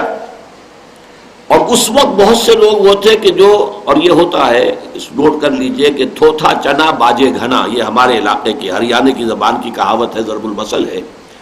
وہ چنا جو اندر سے کھوکھلا ہو گیا ہو، کیڑا کھا چکا ہو اندر سے، تو وہ کھنکھناتا زیادہ ہے، اس لیے کہ ٹھوس ہے جو ہے وہ کھنکھناتی نہیں ہے. خالی دیگچی جو ہے وہ زیادہ زور کرتی ہے، زیادہ شور کرتی ہے. اگر اس کے اندر کوئی پڑا ہوا ہے، ظرف کے اندر کچھ ہے، تو وہ اتنا زیادہ شور نہیں مچاتا. تو تھوتھا چنا باجے گھنا، اس میں زیادہ آواز آتی ہے. تو کچھ لوگ اس کو بڑھ چڑھ کر کہا کرتے تھے حضور ہمیں اجازت دیجئے، ہم لڑنا چاہتے ہیں، ہمیں شہادت کی بہت درکار ہے، ہمیں آپ اجازت دیجئے. ہم کفار کے سامنے کیوں اس طریقے سے بھیڑیں بکریاں بن کر کھڑے رہیں کہ وہ ہمیں جس طرح چاہیں جو ہے ہمیں تکلیف دیں، ہمیں ایذا پہنچائیں. ہمارے سامنے بلال جو ہے اس کے ساتھ جو سلوک ہو رہا ہے رضی اللہ تعالی عنہ، ہم کیسے برداشت کریں. تو یہ اس وقت کے ان کے جذبات تھے. لیکن فلما کتب علیہم القتال، جب وہ وقت آ گیا، اب امر حال جو ہے بدل گیا. پہلے امر حال کیا تھا؟ کفوا ایدیکم، اپنے ہاتھ بندے رکھو، رو کے رکھو. اب امر حال جو ہے بدل گیا، اب قتال کا حکم ہے. تو تم دیکھتے ہو فَإِذَا فَرِيقٌ مِّنْهُمْ يَخْشَوْنَ النَّاسَ كَخَشْيَةِ اللَّهِ، کہ ان میں سے ایک گروہ ایسا بھی ہے جو لوگوں سے اس طرح ڈر رہا ہے جیسے کہ اللہ سے ڈرنا چاہیے. او اشد خشیہ، بلکہ اس سے بھی بڑھ کر. وہ چونکہ نفاق ہے ان کے دلوں کے اندر، تو اب ان کا حال تو یہ ہے کہ لرز رہے اندر ہی اندر، کب کبھی تاری ہے ان پر. یہ مرحلہ کیوں آ گیا؟ اور وہ کیا کہتے ہیں؟ وَقَالُوا رَبَّنَا لِمَا كَتَبْتَ عَلَيْنَا الْقِتَالَ، اور وہ کہتے ہیں پروردگار تو نے کیوں یہ جنگ فرض کر دی ہم پر؟ لَوْلَا أَخَّرْتَنَا إِلَىٰ أَجَلٍ قَرِيبٍ، کیوں نہ تو نے ابھی ہمیں اور مؤخر کیا ہوتا، اور مہلت دی ہوتی، اور دعوت و تبلیغ کا ٹھنڈے ٹھنڈے ہم کام کرتے رہتے. ابھی صرف وہی سلسلہ رہتا، نماز روزہ دعوت تبلیغ، زبانی جو ہے لوگوں کو بھلائی کی دعوت دینا، تلقین کرنا، لوگوں کے اخلاق سنوارنا، تربیت اور تزکیہ، بس یہ ٹھنڈے ٹھنڈے کام ہم کرتے رہتے. کیوں نہ تو نے ابھی ہمیں اور مؤخر کیا ہوتا. قُلْ مَتَاعُ الدُّنْيَا قَلِيلٌ، اے نبی کہہ دیجئے دیکھو دنیا کا یہ ساز و سامان حقیر شے ہے، کوئی اس کی حقیقت نہیں. موت ہی کا خطرہ ہے نا، کتنے دن اور رہ لو گے یہاں پر؟ زندہ رہو گے تو کیا ابد الآباد تک رہ لو گے؟ کب تک رہو گے؟ یہ دنیا کی زندگی تو فانی ہے، ختم ہو جانے والی ہے. لہذا اور اس کے برتنے کی چیزیں جتنی بھی ہیں تمہیں بہت نظر آتی ہو، بڑا عالی شان مکان ہے، اور بڑا تمہارے پاس کوئی باغ ہے بہت عمدہ، اور بہت ہی ہرا بھرا باغ ہے، اور یہ ہے اور وہ ہے، اور تمہارے پاس مال مویشی ہے، یہ سب قلیل ہے. قُلْ مَتَاعُ الدُّنْيَا قَلِيلٌ وَالْآخِرَةُ خَيْرٌ لِّمَنِ اتَّقَىٰ، اور آخرت بہتر ہے، کہیں بہتر ہے ان لوگوں کے لیے جو تقوی اختیار کریں. وَلَا تُظْلَمُونَ فَتِيلًا، اور تم پر بال برابر بھی ظلم نہیں ہوگا. فتیل کہتے ہیں اس دھاگے کو کہ جو اگر آپ کھجور جب کھولتے ہیں کھجور کو تو آپ دیکھتے ہیں کہ اس کی ناف ہوتی ہے، گٹھلی جو ہے، اس گٹھلی کی ناف کے اندر ایک دھاگا سا لگا ہوا ہوتا ہے، یہ فتیل ہے. تو ظاہر بات ہے کہ جو بھی ان کی آبزرویشنز ہوتی تھی اسی سے وہ الفاظ قرآن مجید نے پک اینڈ چوز کیے. بڑی حقیر سی شے وہ دھاگا سا جو لگا ہوتا ہے، یا قطمیر وہ جلی ہوتی ہے جس کے اندر کی وہ لپٹی ہوئی ہے، تو وہ قطمیر کہہ دیتے ہیں اس کو، اور وہ جو ہے وہ فتیل ہے. اور یہ جو چیونٹیوں کے بچے نکلتے ہیں ان کے انڈوں سے، تو اس قدر چھوٹے چھوٹے وہ ذر ہے. تو ذرہ کا لفظ اس سے بنا ہے. ظاہر بات ہے ایٹم کا کوئی تصور تو اس وقت موجود نہیں تھا کہ ایٹم کا یا نیوٹرون کا، پروٹون کا، فوٹون کا، اس کا کوئی تذکرہ کیا جاتا. سب سے چھوٹی چیز جو ہے وہ فَمَنْ يَعْمَلْ مِثْقَالَ ذَرَّةٍ خَيْرًا يَرَهُ وَمَنْ يَعْمَلْ مِثْقَالَ ذَرَّةٍ شَرًّا. اب ذرہ کیا ہے؟ وہ جو چیونٹیوں کے انڈوں میں سے بچے نکلتے ہیں وہ ذر ہے. اسی طریقے سے یہ جو ہے فتیل ہے. وَلَا تُظْلَمُونَ فَتِيلًا، اور تم پر ہرگز وہ دھاگے کے برابر بھی کوئی ظلم نہیں کیا جائے گا. اسی طریقے سے یہ مضمون جو ہے پھر نوٹ کر لیجئے، کتب علیکم القتال وہو کرہ لکم وعسى ان تکرہوا شیئا وہو خیر لکم وعسى ان تحبوا شیئا وہو شر لکم واللہ یعلم وانتم لا تعلمون. یہی بات آئی ہے پھر سورہ محمد کے اندر صلی اللہ علیہ وسلم. وَيَقُولُ الَّذِينَ آمَنُوا لَوْلَا أُنزِلَتْ سُورَةٌ، یہ اس کا پس منظر ہے خاص. آپ کے علم میں ہے کہ حضور صلی اللہ علیہ وسلم نے ابھی صرف اذن قتال کی آیت نازل ہوئی تھی، حکم قتال نہیں آیا تھا. لیکن آپ نے مدینہ تشریف آوری کے بعد 7ویں مہینے سے چھوٹے چھوٹے دستے بھیجنے شروع کر دی. اس پر کچھ لوگوں نے کہا کہ ابھی اللہ کی طرف سے تو حکم آیا نہیں، کچھ صریح حکم قرآن میں نازل نہیں ہوا. یہ خامخواہ ایڈونچرس انداز اختیار کر رہے ہیں، خامخواہ آگے بڑھ کر آپ بیل مجھے مار، اور قریش کے ساتھ جنگ بول لے رہے ہیں. یہ شیر کے منہ میں جانے والی بات ہے. تو یہ جو جن لوگوں کے دلوں میں روگ تھا، جن کے دلوں میں مرض تھا، ضعف ایمان یا نفاق، انہوں نے اس بنیاد پر حضور پر تنقید کی کہ ابھی تک اللہ تعالیٰ کی طرف سے حکم قتال جو ہے صراحتاً صریح حکم جو ہے قرآن مجید میں نازل نہیں ہوا ہے، اور انہوں نے پری ایمپٹ کیا ہے، پیشگی طور پر گویا کہ خود اپنے طور پر آغاز کر دیا. حضور پر یہ تنقید کر رہے تھے وہ منافقین اور ضعیف الایمان لوگ. اس کا تذکرہ ہے وَيَقُولُ الَّذِينَ آمَنُوا لَوْلَا أُنزِلَتْ سُورَةٌ، اور وہ کہتے تھے کہ کیوں نہیں کوئی سورت نازل ہوئی. فَإِذَا أُنزِلَتْ سُورَةٌ مُحْكَمَةٌ، تو پھر جب سورت محکم پختہ صحیح آیت نازل ہو گئی، وَذُكِرَ فِيهَا الْقِتَالُ، اور اس میں قتال کا ذکر آ گیا. اب ان کا عذر ختم ہو گیا، تو اب ان کا حال کیا ہے؟ رَأَيْتَ الَّذِينَ فِي قُلُوبِهِم مَرَضٌ، تو اے نبی آپ دیکھتے ہیں ان لوگوں کو جن کے دلوں میں روگ ہے، نفاق ہے، نفاق کے بیج پڑ چکے ہیں، جن کے دلوں میں یہ ٹی بی کی فرسٹ سٹیج والا نفاق آ گیا ہے. آپ ان کو دیکھتے ہیں ينظرون الیک نظر المغشی علیہ من الموت، وہ اب آپ کو دیکھ رہے ہیں اس طور سے جیسے کہ کوئی شخص جس پر موت کی جان کندنی جو ہے نزع کا عالم ہوتا ہے تو اس کی آنکھیں ادھر ادھر جو پھرتی ہیں، ایسے ان کی آنکھیں ان کے ڈیلوں میں پھر رہی ہیں، گویا کہ ان پر موت وارد ہو گئی ان کی بزدلی کی وجہ سے، ان کی خوف کی وجہ سے. کیا حجت تو ختم ہو گئی؟ ہم نے تو ابھی تک تو سہارا لیا تھا اس کا کہ قرآن مجید میں تو صریح حکم آیا ہی نہیں. لولا انزلت سورۃ، یہ انہوں خود ہی جو ہے آگے سے آگے چل کر آگے سے آگے بڑھ کر انہوں نے یہ میدان کارزار گرم کر رہے ہیں اور ٹکراؤ مول لے رہے ہیں قریش کے ساتھ، قریش کے خلاف اقدام کر رہے ہیں. لولا انزلت سورۃ، اگر واقعتاً یہ ایسی ضروری بات تھی اور صحیح تھی تو کیوں نہیں کوئی سورت نازل ہوئی؟ اور اس میں چونکہ پھر نوٹ کیجئے، ہو سکتا ہے کہ حضور نے وہ اقدام اپنے ذاتی اجتہاد سے کیا، اور یہ بھی ہو سکتا ہے کہ حضور نے اس آیت سے رہنمائی لی ہو کہ جو نازل ہو چکی ہے سورہ حج میں. لیکن سورہ حج کی اس آیت کے بارے میں دو آراء ہیں، اس لیے کہ سورہ حج خود مختلف فی ہے اس اعتبار سے کہ سورہ حج مکی ہے یا مدنی ہے.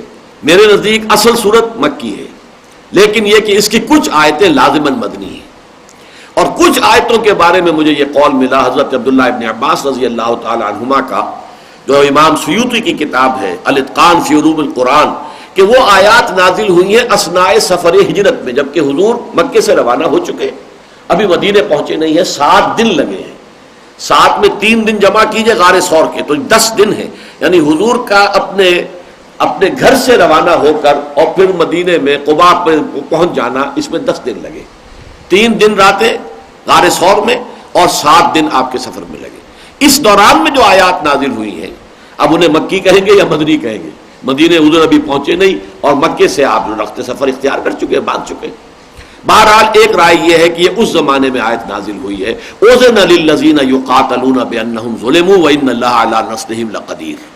اجازت دے دی گئی ہے اب ان لوگوں کے لیے کہ جن کے پہلے ہاتھ بندھے ہوئے تھے اب ان کے ہاتھ کھول دیے گئے، اور اللہ تعالیٰ ان کی مدد پر قادر ہے۔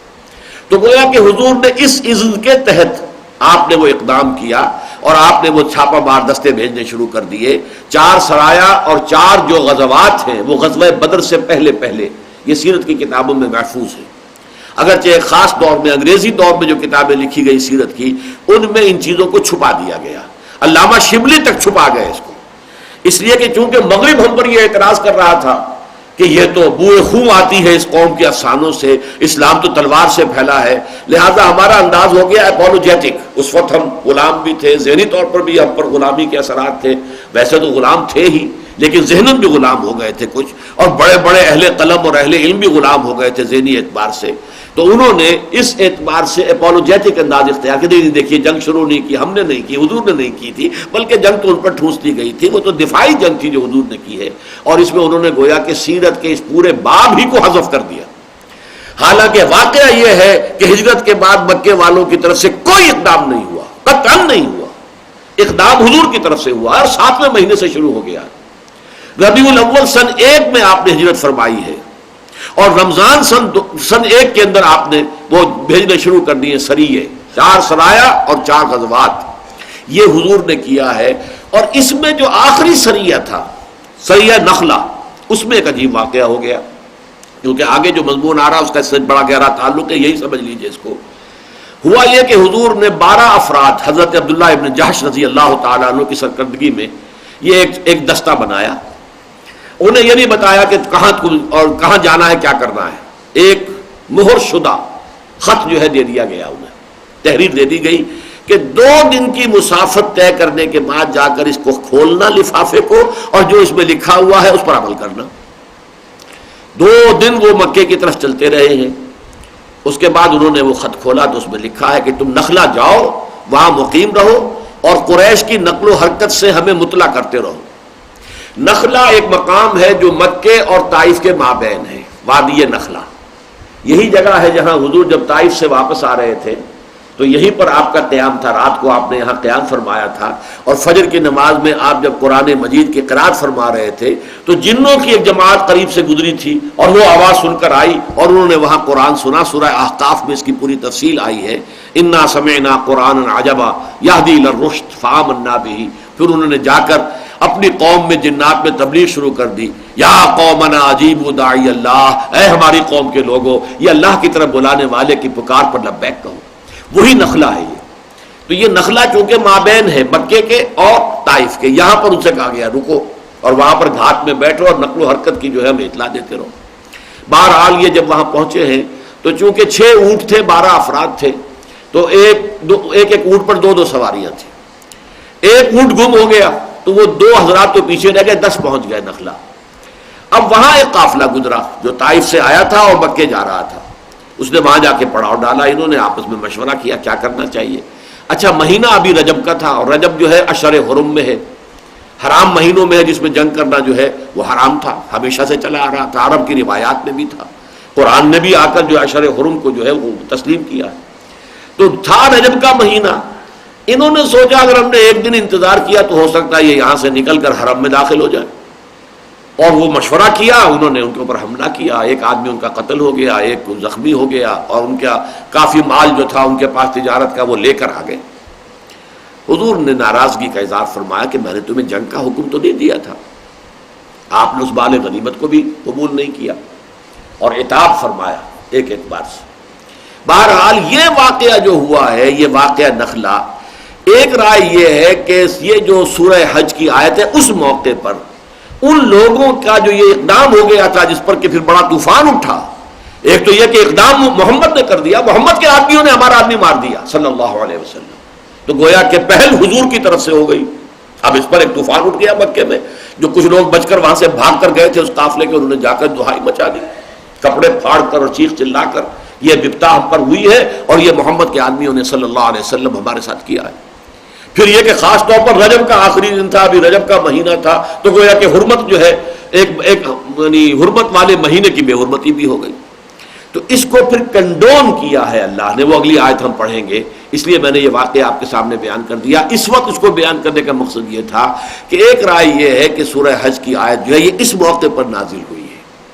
یہ ہے رجب سن 2 ہجری کا واقعہ، یعنی غزوہ بدر سے 2 مہینے پہلے، شعبان پھر رمضان، رمضان میں غزوہ بدر ہو جانا ہے، تو غزوہ بدر سے 2 ماہ قبل رجب میں یہ آیت نازل ہوئی۔ ایک رائے یہ ہے کہ اس میں گویا کہ اللہ تعالیٰ نے ان لوگوں کی جو بھی خطا ہوئی تھی اسے کنڈون کیا، بلکہ ان کے اقدام کی ایک طرح سے حمایت کی کہ انہوں نے ٹھیک کیا، انہوں نے کوئی غلط کام نہیں کیا ہے۔ اذن للذین یقاتلون بانہم ظلموا، کیونکہ یقاتلون بھی اس کی ایک قرات ہے اور یقاتلون بھی ہے، تے کے زیر کے ساتھ بھی اور تے کے زبر کے ساتھ بھی۔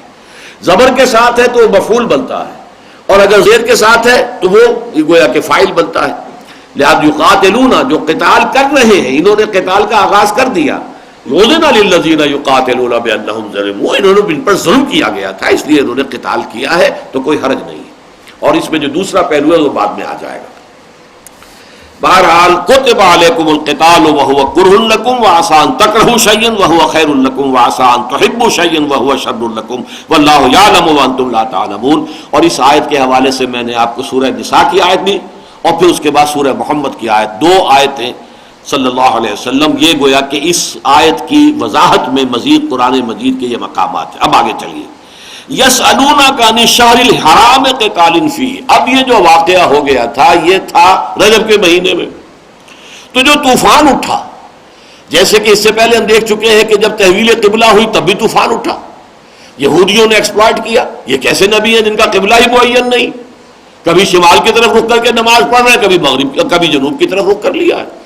اور جو ظاہر بات ہے 9 مسلم تھے ابھی، اوس اور خزرج کے وہ لوگ جو ابھی دائرہ اسلام میں داخل ہوئے تھے، ابھی ایمان ولما يدخل الایمان فی قلوبکم، ابھی تک ایمان پوری طرح ان کے دلوں میں داخل نہیں ہوا تھا، وہ اس سے متاثر ہو گئے۔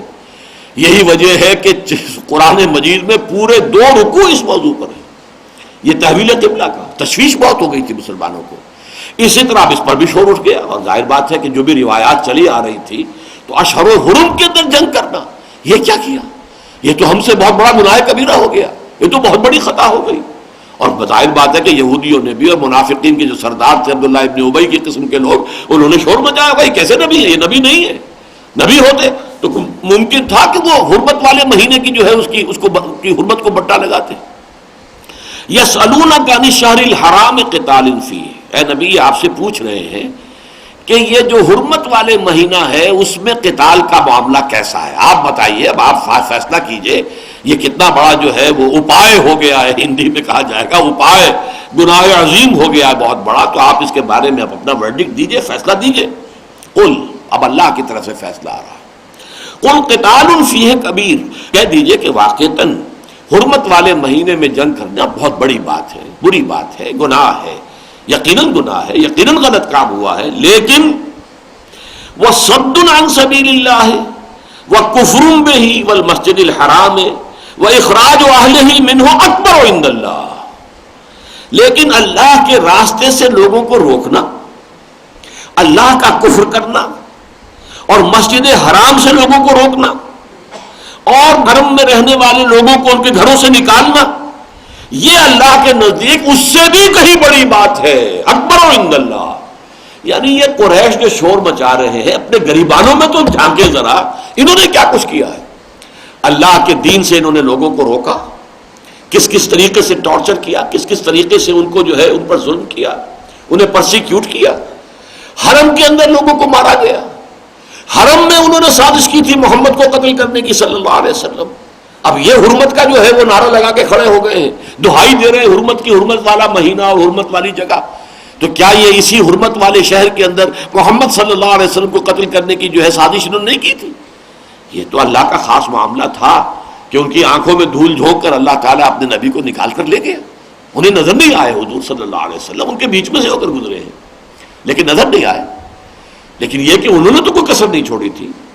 جیسے کہ آپ کو معلوم ہے کہ حضرت مسیح کو یہودیوں نے تو بس پڑتے ہوئے سولی پر چڑھا دیا تھا، یہ دوسری بات ہے اللہ نے اٹھا لیا، اللہ نے حضور کو بھی بچایا اور غار ثور کے اندر جو ہے حضور کو پہنچا دیا۔ بہرحال ان کے جرائم جو ہیں اتنے بڑے ہیں، تو جس کو ہم کہتے ہیں اردو میں کہ چھال تو بولے سو بولے، یہ چھلنی کیا بول رہی ہے جس پہ ہزاروں سوراخ ہیں، یعنی ان کا کردار یہ ہے، یہ اپنے گلے اپنی گریبانوں میں جھانکے، ان کے جرائم کی فہرست کتنے عظیم جرائم ہیں. قل قتال فیہ کبیر، ہاں ٹھیک ہے جنگ کرنا جو ہے کسی حرمت والے مہینے میں بڑی بری بات ہے، لیکن وصد عن سبیل اللہ، اللہ کے راستے سے لوگوں کو روکنا، وکفر بہ، اور اس کا کفر کرنا، والمسجد الحرام، اور مسجد حرام سے لوگوں کو روکنا، واخراج اہلہ منہ، اور وہاں کے رہنے والوں کو وہاں سے نکلنے پر مجبور کر دینا، اکبر عند اللہ، یہ اللہ کے نزدیک اس سے کہیں زیادہ بڑی بات ہے.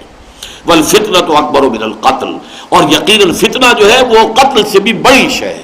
یہ مضمون اس سے پہلے بھی آ چکا ہے، وہاں پر بھی یہ بات آئی تھی، والحرمات و قصاص، حرمت والی چیزوں کے اندر بھی قصاص ہوگا، اور وہاں وہ آیت آ چکی تھی کہ اے مسلمانوں تم کہیں مسجد حرام کے قرب و جوار میں ان سے جنگ نہ کرو یہاں تک کہ وہ خود تم سے جنگ کریں، اگر وہ پہل کر دیں تو پھر انہیں قتل کرو اور مارو، جیسے کہ ان کو مارنے کا حق ہے، لیکن یہ کہ پہل نہ کرنا. یہاں چونکہ پہل بھی ہو گئی تھی لہذا اللہ تعالیٰ نے ان کی اس غلطی کو کنڈون کیا، اس کو معافی دی، اور ان کے حوالے سے گویا کہ اللہ تعالیٰ ان کا کیس اب خود پلیڈ کر رہے ہیں اپنے بندوں کا، کہ انہوں نے جو کیا ہے ٹھیک ہے، غلطی ہو گئی ہے، برا کام ہو گیا ہے، لیکن یہ کہ جو لوگ اس کے اوپر اتنا طوفان اٹھائے ہوئے ہیں وہ اپنے غریبانوں میں جھانکیں. اور فتنہ جو ہے وہ تو قتل سے بڑی شے. فتنہ ہر وہ کیفیت جس میں انسان کے ایمان کے لیے آزمائش آ جائے، مشکل آ جائے، تکلیف آ جائے، مصیبت آ جائے صاحب ایمان کے، وہ فتنہ ہے. کفر کا غلبہ سب سے بڑا فتنہ ہے، طاغوت کا غلبہ ہے تو بندہ مومن کے لیے ایمان اور اسلام پر عمل کرنا بہت مشکل ہے، یہ فتنہ ہے. اس فتنے کو مٹانا جو ہے، حتی لا تکون فتنۃ ویکون الدین کلہ للہ، سورہ بقرہ میں تو وہ آیت آ چکی ہے، قاتلوہم حتی لا تکون فتنۃ ویکون الدین للہ، اور سورہ انفال میں پھر آئی ہے 1 سال کے بعد یہ آیت، وقاتلوہم حتی لا تکون فتنۃ ویکون الدین کلہ للہ.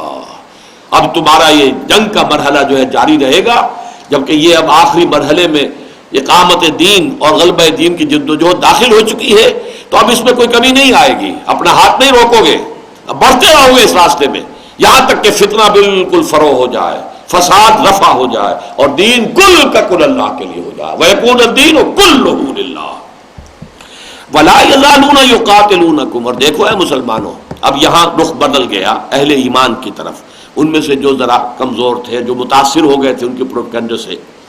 وَلَا يَزَالُونَ يُقَاتِلُونَكُمْ حَتَّى يَرُدُّوكُمْ عَنْ دِينِكُمْ إِنِ اسْتَطَاعُوا. اور دیکھو مسلمانوں، یہ کفار تو تم سے جنگ کرتے رہیں گے لازماً، یہاں تک کہ اگر ان کے لیے ممکن ہو تو وہ تمہیں تمہارے دین سے مرتد کر دیں، لوٹا کر لے جائیں اپنے آبائی دین میں، مشرکانہ دین میں، انہی اوہام کے اندر دوبارہ تمہیں لے جائیں. وہ اس پر تلے ہوئے، اس پر ادھار کھائے بیٹھے، گویا کہ کوئی اپنے دل میں، یہ سورہ محمد میں بھی یہ آیت آئی ہے کہ اب دیکھو اب صلح جوئی کی باتیں نہ کرو. وہ وقت گزر گیا، میں نے آج لفظ استعمال کیا امر حال. ایک امر حال 12 برس تک رہا ہے کہ ہر تشدد کو برداشت کرو، جوابی کارروائی کوئی نہیں، جو بھی پرسیکیوشن ہو، بیئر آل پرسیکیوشن وداؤٹ اینی ریٹیلیشن، کوئی بدلہ نہیں. وہ امر حال 12 برس تک رہا. وہ آرڈر آف دی ڈے تھا آرمی کی اصطلاح میں، آرڈر آف دی ڈے، پورے 12 برس تک آرڈر آف دی ڈے یہی تھا. اب امر حال بدل چکا، اب صلح جوئی کی باتیں مت کرو، اب بات ختم ہوئی، اب تو جو جنگ کا میدان رہے گا، اور یا حق کا بول بالا ہوگا یا تمہیں اپنی جو ہے جانیں دے دینی ہے. جیسے کہ آپ کو معلوم ہے کہ جب بیعت رضوان ہوئی ہے تو بیعت علی الموت تھی. اب یہاں سے پیچھے نہیں جائیں گے، چاہے ہم سب کے سب یہیں پر شہید ہو جائیں، یہاں سے پیٹھ موڑ کر کوئی نہیں جائے گا. بیعت رضوان، بیعت علی الموت، بیعت علی اللہ نفر. یہ بات گویا کہ بیعت اس بات پر تھی کہ یہاں سے کوئی بھاگے گا نہیں، یہی جانے دے دیں گے سب کے سب. تو اب تو یہ ہوگا، ناجو الذین بایعوا محمدا علی الجہاد ما بقینا ابدا. یہ ہے وہ ترانہ جو صحابہ کرام کی زبانوں پر تھا جبکہ وہ خندق کھود رہے تھے غزوہ احزاب میں، غزوہ خندق میں. ہم ہیں وہ لوگ جنہوں نے محمد سے بیعت کی تھی، جہاد کی. اب یہ جہاد جاری رہے گا جب تک جان میں جان ہے، چاہے فاقہ ہے، چاہے پیٹ پر پتھر باندھا ہوا ہے، لیکن جان تو ابھی ہے نا، نکلی نہیں ہے جان. جب تک جان میں جان ہے یہ جہاد جاری رہے گا. نحن الذین بایعوا محمدا علی الجہاد ما بقینا ابدا. اب جب تک بھی ہماری جان میں جان ہے جہاد جاری رہے گا. ولا یزالون یقاتلونکم حتی یردوکم عن دینکم ان استطاعوا ومن یرتد منکم عن دینہ.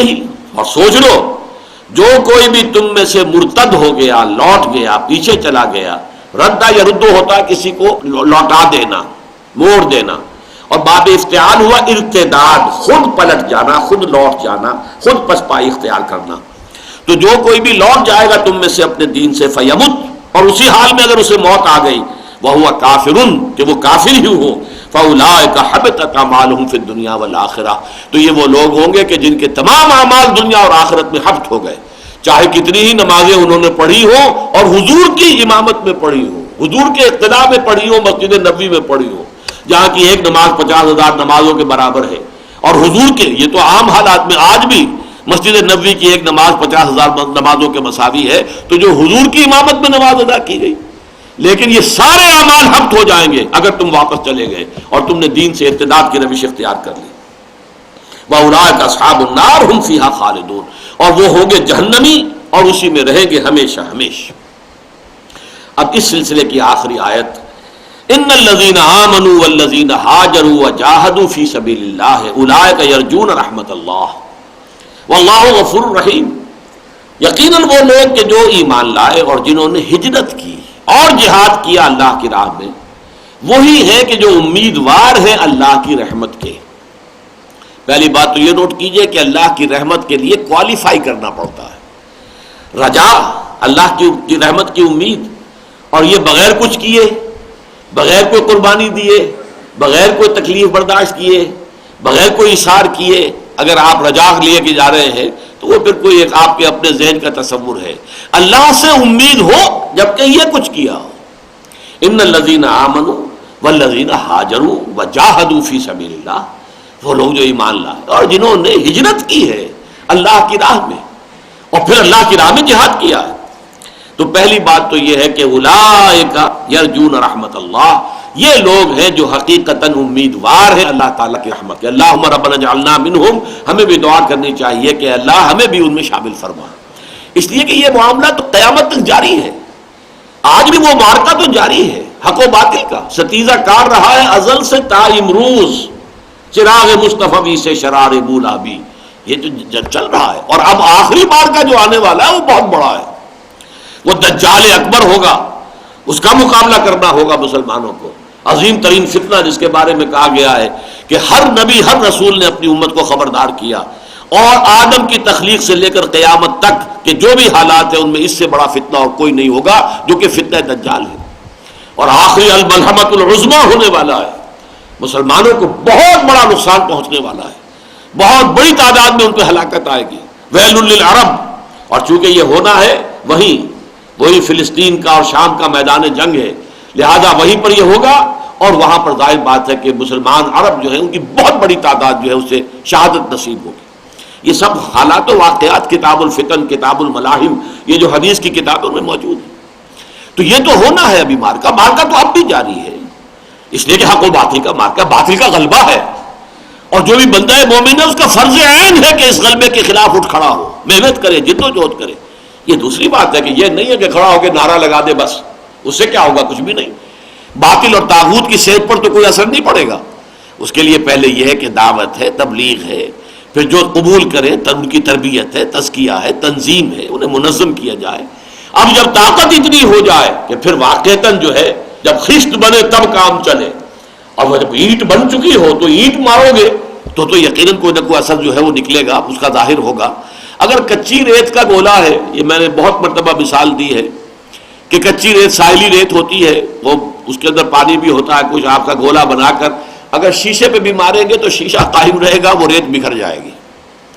لیکن اسی کچی ریت کے گولے کو کہیں آپ ڈال دیجئے کسی بھٹی میں اور پکا لیجئے، روڑا بنائیے، یہ روڑا ماریں گے تو کوئی نہ کوئی نتیجہ اس کا نکلے گا، کچھ نہ کچھ اس کا اثر ظاہر ہوگا.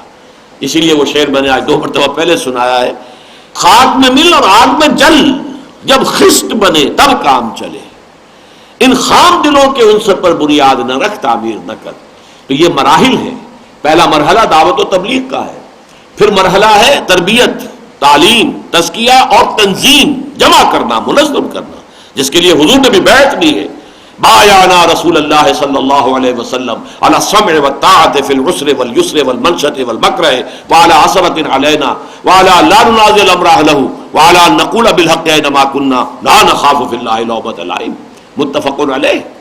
عبادہ ابن صامت فرماتے ہم نے بیعت کی تھی اللہ کے رسول سے، آپ جو حکم دیں گے سنیں گے اور مانیں گے، چاہے مشکل ہو چاہے آسان، چاہے ہماری طبیعتیں آمادہ ہو چاہے اپنی طباع پر جبر کرنا پڑے، چاہے آپ دوسروں کو ہم پر ترجیح دے دیں، ہم کبھی نہیں کہیں گے ہم آپ کے پرانے ساتھی تھے، آپ نے ایک نو وارد کو ہمارے اوپر ابھی ایسے بنا دیا، ہمارا حق تھا، نہیں کبھی نہیں کہیں گے، اٹس یور پریروگیٹو، آپ کا اختیار ہوگا۔ اور یہ کہ جسے آپ امیر بنائیں گے ذمہ دار بنائیں گے ان سے جھگڑیں گے نہیں، ان سے تعاون کریں گے، جیسے کہ حضور نے فرمایا من اطاعنی فقد اطاع اللہ ومن عصانی فقد عصى اللہ ومن اطاع امیری فقد اطاعنی ومن عصى امیری فقد عصانی، جس نے میری اطاعت کی اس نے اللہ کی اطاعت کی، جس نے میری نافرمانی کی اس نے اللہ کی نافرمانی کی، اور جس نے میرے مقرر کردہ امیر کی اطاعت کی اس نے حقیقتاً میری اطاعت کی، اور جس نے میرے نامزد کردہ امیر کی نافرمانی کی اس نے حقیقتاً میری نافرمانی کی۔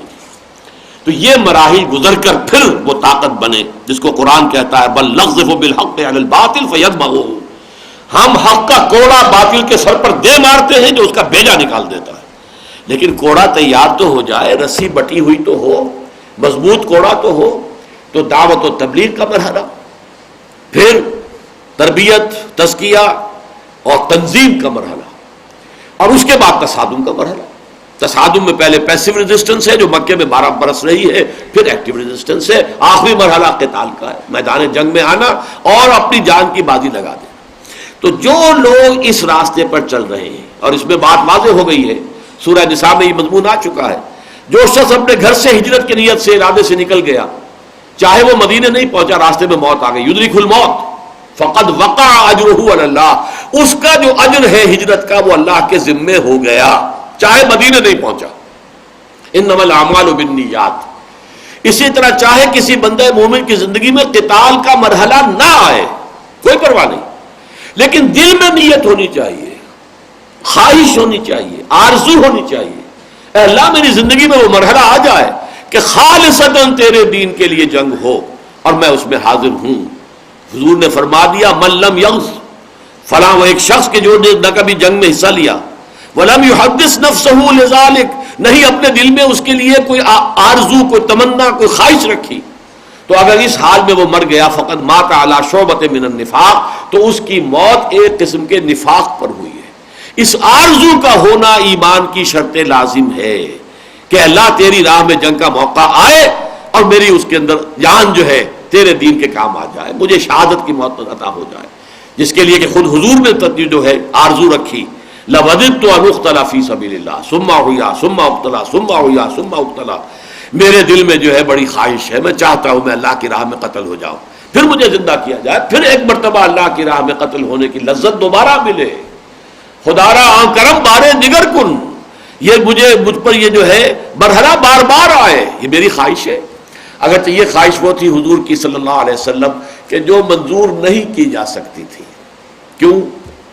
آپ رسول تھے، اور رسولوں کے باب میں اللہ تعالیٰ کی مستقل سنت یہ ہے کتب اللہ لأغلبن انا ورسلی، اللہ کا فیصلہ یہ ہے کہ میں اور میرے رسول غالب رہیں گے۔ نبی قتل ہو سکتے تھے، رسول قتل نہیں ہو سکتے۔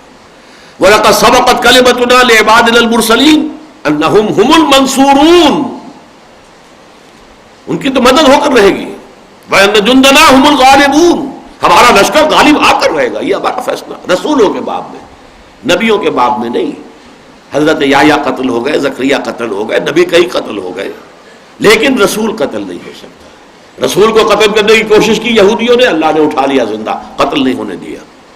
محمد الرسول اللہ کو قتل کرنے کی سازش ہوئی، اور تمام گھرانوں کے نوجوان تیار تھے تاکہ کسی ایک گھرانے کے اوپر جو ہے آپ کے قتل کا الزام نہ آئے، کہ خام خواہ بنو ہاشم اسی گھرانے کے خلاف کھڑے ہو جائیں اور قتل کا جو ہے وہ معاوضہ طلب کرنے کے لیے یا قصاص کے لیے۔ تو ہر گھرانہ جو تھا مکے کا، اس کا ایک ایک نوجوان جو ہے اس جتھے میں لیا گیا تھا جو تلواریں سوت کر بیٹھے ہوئے تھے، اور حضور نکل گئے اور وہ دیکھ بھی نہیں پائے۔ پھر جب صبح حضرت علی اٹھے اس بستر پر سے، حیران رہ گئے لوگ۔ بہرحال اللہ تعالیٰ کا فیصلہ ہوتا ہے، وہ بچاتا ہے۔ واللہ یعصمک من الناس، اے نبی اللہ آپ کی حفاظت کرے گا لوگوں سے۔ بہرحال یہ راستہ ہے بندہ مومن کے لیے. یہ گویا کہ آج کے سبق کا لب لباب یہ آخری آیت ہے. والذین ہاجروا وجاہدوا فی سبیل اللہ اولئک یرجون رحمت اللہ. یہ لوگ ہیں جو کوالیفائی کرتے ہیں کہ وہ امیدوار بن سکتے ہیں اللہ کی رحمت کے. اس میں ایک پوائنٹ اور بہت اہم ہے.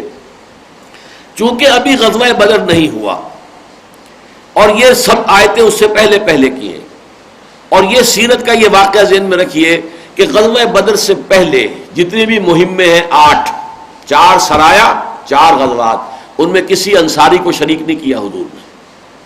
یہ ٹوٹلی مہاجرین کا فنومینن تھا. تمام مہاجرین تھے ان غزوات میں، اور ان سرایا میں صرف مہاجر گئے. لہذا یہاں پر انہی کا ذکر ہو رہا ہے. جبکہ ہم دیکھیں گے سورہ انفال میں جا کر پھر وہاں جا کر بات آئے گی والذین آووا ونصروا، یعنی یہ بھی آئے گا وہ لوگ کہ جو ایمان لائے، جنہوں نے ہجرت کی اور جہاد کیا. والذین آووا ونصروا، پھر ایک عنصر کا اضافہ ہو جائے گا، اور وہ لوگ کہ جنہوں نے پناہ دی اور مدد کی. وہ انصار کا جو ہے وہ ایک علیحدہ ذکر آئے گا.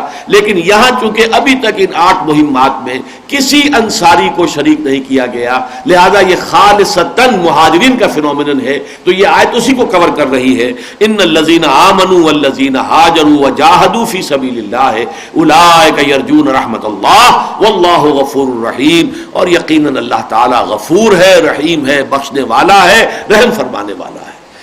اللہ تعالی ہمیں بھی ان لوگوں میں شامل کرے. اللہم ربنا اجعلنا منہم. بارک اللہ لی ولکم فی القرآن العظیم ونفعنی وإیاکم بالآیات والذکر الحکیم.